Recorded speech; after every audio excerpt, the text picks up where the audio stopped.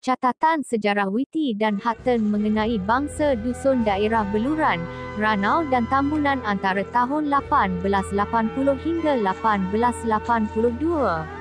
Pada 4 November 1880, Witi menaiki perahu kemudian meninggalkan Abai sebelum tiba di Sikuati. Pada 9 November Witi telah sampai ke layar-layar, kemudian menetap di kampung Tigaman. Beliau kemudian menggembara melalui denai dan sungai, sebelum sampai ke Moroli. Di Moroli, White mendapati lelaki dusun di sini memakai sigar kepala dari kain, memakai gelang di lengan, anting-anting, perhiasan berbentuk lingkaran di pinggang, lingkaran tembaga spiral di leher. Di kampung Tolungan, yang terdiri dari kampung Sesapan dan Bundu, kaum dusun menyambut kedatangan Mr. Witi dan rombongannya. Banyak lelaki dusun di perkampungan ini yang bertato, di mana tatu tersebut menunjukkan bahawa lelaki tersebut telah berjaya memperolehi kepala pada waktu perang antara suku. Di Bundu ketika itu, Witi melihat ada 5 orang pahlawan dusun yang memiliki tatu, ketika ia melawat sekitar 3 rumah di kampung tersebut. Hutton, 1881 nisbah 96 negatif 98. Menurut Witi, ketika beliau sampai di Mituo, banyak lelaki dusun yang bertato menunjukkan mereka telah pernah mengikuti perang antara suku dan berjaya memperolehi kepala. Akan tetapi, meskipun demikian, kaum dusun di sini agak menyenangkan dan peramah dan tidaklah sebarbarian seperti yang disangka umum. Senjata utama mereka adalah sopok atau sumpit, di mana di hujung sumpit tersebut terdapat pisau lembing. Kaum dusun di sini menenun kain mereka sendiri dengan warna abu-abu kebiruan dan bergaris hitam. Pada 22 November 1880, Witi tiba di kampung Koligan. Kaum lelaki di perkampungan ini suka memakai rantai yang dibuat dari rotan yang memiliki pisau kecil yang hulunya diperbuat dari taring babi. Kaum dusun di kampung Koligan menawarkan peralatan tembikar yang berupa teapot dengan hiasan burung untuk dibarter.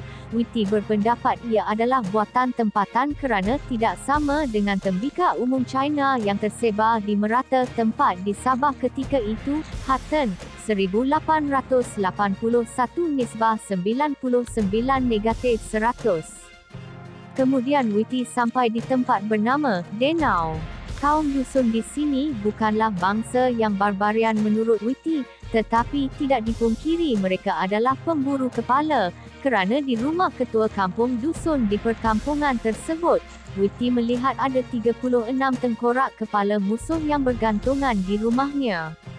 Kemudian Witi berangkat ke Makai dan Pinawantai, di mana di kawasan ini ada banyak kerbau-kerbau yang dipelihara untuk tujuan makanan dan bukan untuk membajak sawah.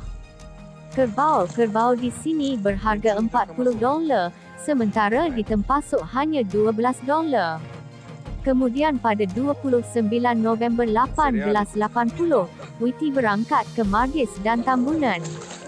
Di sini dia mendapati kaum wanitanya tidak mengetahui apa-apa tentang benang import dari luar, tetapi kaum dusun di Sugut pula mengenali benang import dan mereka menyukai benang tersebut untuk dibuat pakaian. Ini menunjukkan kaum dusun di Tambunan masih menenun secara tradisional dan tidak menggunakan benang katun yang dibawa oleh pedagang asing. Kaum dusun di Tambunan juga terlibat dengan aktiviti pemburuan kepala, di mana Witi melihat banyak tengkorak kepala disimpan di sebuah rumah seorang lelaki tua.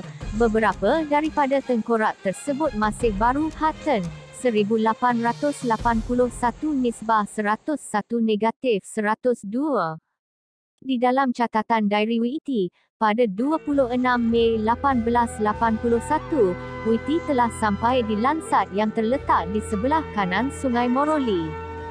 Di perkampungan Lansat, Witi bertemu dengan kaum dusun, di mana beliau menggambarkan mereka sebagai kaum yang damai, tenang, dan kaum lelakinya bertato. Walau bagaimanapun, budaya headhunting mula ditinggalkan oleh mereka, tetapi tengkorak-tengkorak kepala musuh masih disimpan oleh mereka. Hutton, 1881 nisbah 155 negatif 156. Sekitar 28 Mei 1881, Whitty sampai di Sungai Liwahu, di mana dia mendapati bahawa kaum dusun di sini hampir semuanya bertato, bahkan anak-anak muda juga bertato. Tato mereka terletak di bahagian dada, bahu dan tangan, seperti kaum dusun di Hulu Sugut. Jikalau di perkampungan sebelumnya, tato adalah penanda bahawa seorang lelaki telah berjaya memenggal kepala musuh di dalam perang antara suku, pengertian tato di Tamalau pula berbeza.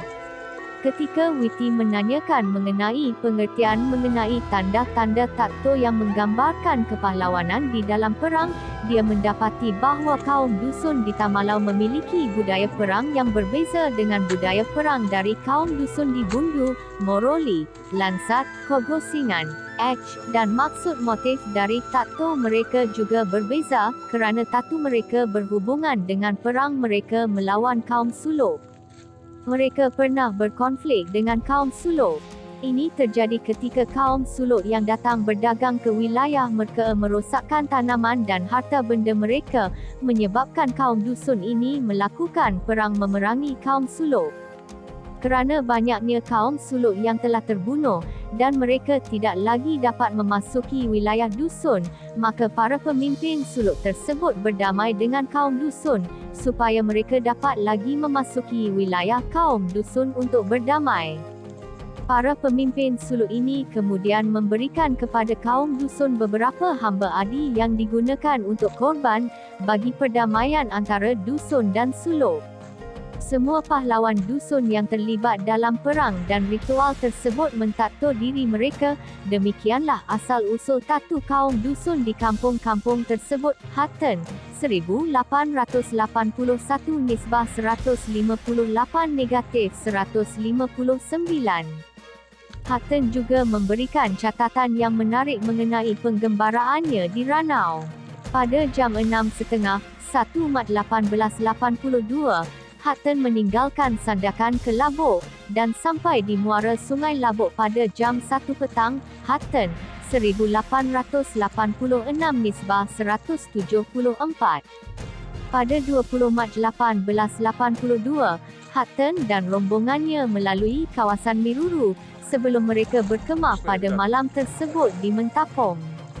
Hutton cuba memberikan isyarat kepada perahu rombongan mereka dengan menembakkan beberapa kali ke udara menggunakan senapangnya, tetapi kaum dusun di Mentapong yang sedang menangkap ikan di kawasan tersebut meminta supaya jangan menembakkan lagi, kerana ia dapat membuatkan roh-roh di Mentapong marah dan kemarahan mereka akan menyebabkan hujan lebat. Anehnya, setengah jam kemudian, tiba-tiba hujan lebat turun.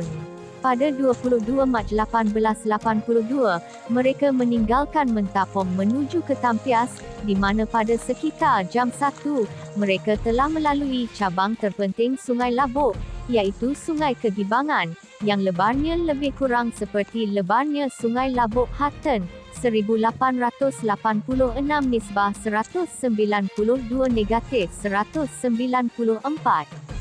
Setelah 22 Mac 1882, Hutton telah pergi ke sebuah perkampungan dusun untuk melakukan ritual Blood Brother dengan seorang pemimpin dusun yang bergelar orang kaya di Gadong di sebuah wilayah bernama Ta'orum, rumahnya bernama Gana. Nama orang kaya di Gadong dikatakan diberikan oleh Datu Seri Kaya. Tidak diketahui lokasi Ta'orum pada hari ini di Ranau. Kemungkinan istilah Ta'orum merujuk kepada Kampung Tinaem, Mangkapok II, iaitu perkampungan yang pada hari ini ada di Mukim Malinsau. Sementara Gana pula tidak diketahui sama ada merujuk kepada rumah orang kaya di Gadong atau perkampungan di mana rumah tersebut berada. Pada hari berikutnya, orang kaya di Gadong memutuskan bahawa ritual pemotongan ayam akan dilaksanakan di halaman pondok di mana Hutton menginap, tetapi Hutton meminta supaya ritual tersebut dilaksanakan di sisi kanan Sungai Labuk. Orang kaya di Gadong menyetujuinya. Sekitar jam 12 keesokan harinya, perahu-perahu kaum dusun pun mula berdatangan, bersama beberapa ratus lelaki dusun yang bersenjatakan lembing dan pedang. Hutton, 1886 nisbah 195. Hutton menuliskan peristiwa ritual Blood Brother antara orang kaya di Gadong dengan dirinya itu seperti berikut terjemahan. Sekitar jam 12.30 hari pada hari berikutnya, rombongan suku kaum dusun datang. Setelah perahu-perahu berdatangan maka terkumpullah sekitar beberapa ratus lelaki, semuanya bersenjatakan pedang dan lembing. Setelah itu barulah pemimpin mereka tiba dan kami kemudian memulakan upacara.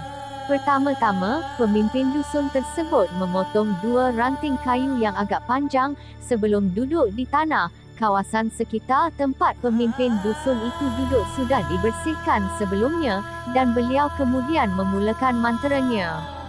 Setiap kali beliau menyebut satu bahagian penting dalam manteranya, dia menancapkan ranting kayu ke tanah dan memotong kayu itu meninggalkan sekitar setengah kaki tinggi dari tanah. Ini berlangsung terus sampai mula terbentuk 2 kelompok kayu setinggi setengah kaki, di mana ranting kayu di tengah kedua kelompok kayu itu lebih tinggi dari ranting kayu di sekitarnya dan ia melambangkan 2 orang pemimpin. 2 kelompok kayu yang tertancap di tanah itu melambangkan dia, pemimpin dusun, dan pengikutnya serta saya, Frank Hutton, dengan orang-orang saya. Kemudian pemimpin dusun itu berseru kepada Tuhannya, iaitu Kinorohinan, supaya hadir. Dia dan saya memegang kaki dan kepala seekor ayam, sementara orang ketiga memotong bahagian kepalanya dengan pisau. Kami kemudian menjatuhkan bahagian ayam tersebut ke tanah, dan pergerakan ayam tersebut diperhatikan. Jikalau ayam itu bergerak ke arah pemimpin dusun tersebut, maka dia bersumpah palsu di dalam hatinya. Jikalau ia bergerak kepada yang ia ikatkan sumpah, iaitu Hutton, maka orang itu bersumpah palsu dalam hatinya. Ayam tersebut haruslah bergerak ke arah lain selain 2 arah tersebut, supaya kedua-dua pihak berpuas hati. Mujurlah, di dalam kes saya ini, ayam tersebut melompat jauh memasuki hutan lalu mati. Atas permintaan pemimpin dusun tersebut, 3 tembakan ditembakkan oleh pengikut saya, dan saya memberikan pemberian penghargaan kepada mereka. Mereka pulang dengan perasaan gembira dan sangat berpuas hati. Hutton, 1886 nisbah 195 negatif 196. Setelah ritual tersebut, Hutton pun meninggalkan Tampias kemudian pergi ke kampung orang kaya di Gadong, yang terletak sekitar 4 batu jauhnya dari lokasi Hutton berada. Pada 29 Mac 1882, Hutton bergerak pula menuju ke perkampungan dusun bernama Toadila dan sampai di kampung tersebut pada malam hari. Ketua di perkampungan ini bernama Uai, dan pekerjaan mereka adalah memungut gutta, atau sering disebut gutta perca. Hutton, 1886 nisbah 196 negatif 198. Gutta bermaksud getah dalam bahasa Melayu, manakala perca pula merujuk kepada nama pokok tersebut.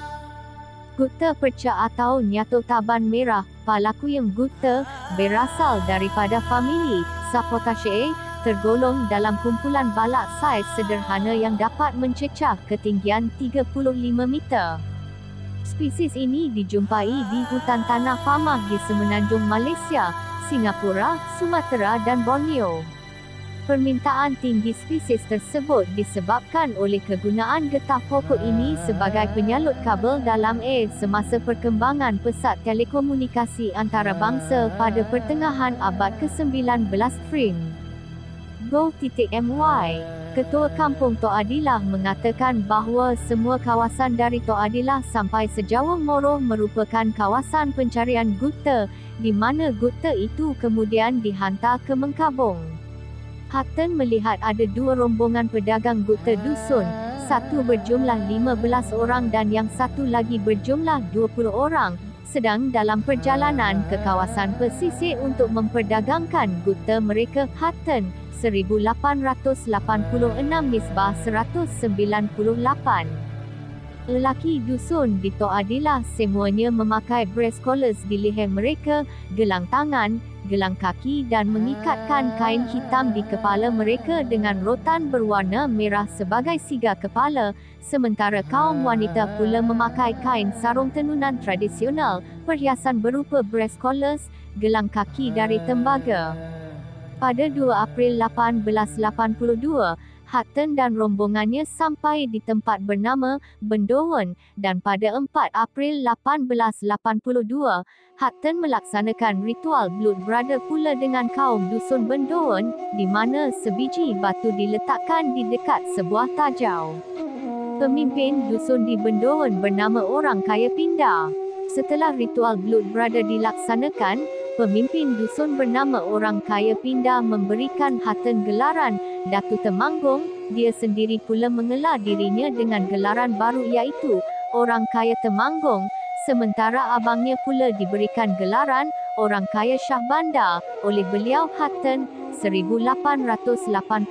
Misbah 199-202. Garis bawah. Not, gambar diambil dari buku J.